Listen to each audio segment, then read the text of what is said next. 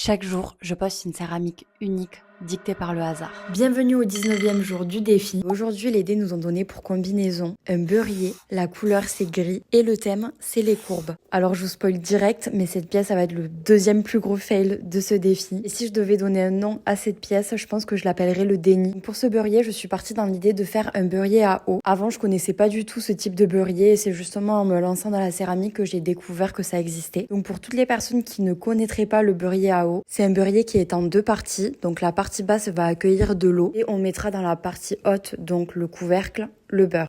Et en fait, ce qui est bien sur ce type de beurrier, c'est qu'on peut laisser le beurre à température ambiante, c'est-à-dire que l'eau va conserver naturellement le beurre. Et donc le matin, si on veut se faire une tartine de beurre, au lieu d'avoir du beurre hyper dur qui sort du frigo et qu'on galère à étaler sur la tartine, ben là en fait on va avoir un beurre qui est à température ambiante et qui du coup a une consistance plutôt molle, donc c'est beaucoup plus pratique. Pour revenir sur la fabrication de mon beurrier, donc je l'ai tourné en deux parties comme vous pouvez voir. J'ai pris toutes les mesures pour que la partie haute, donc le couvercle, s'emboîte parfaitement avec le socle. Le lendemain, je les tournasse et je teste d'emboîter les deux parties entre elles et je me rends compte que ça coince un petit peu, mais je suis dans le déni, donc je me dis que ça va passer. Pour la déco, la couleur c'était gris et le thème courbe. Donc j'ai peint le dessus du couvercle en gris foncé et j'ai tracé des ondulations, donc des courbes sur les côtés du socle. Après la première cuisson, je réessaie de les emboîter. Ça marche difficilement, mais je suis toujours dans le déni. Donc je me dis qu'après la cuisson émail, ça va peut-être fonctionner. Et du coup, je vous laisse regarder le résultat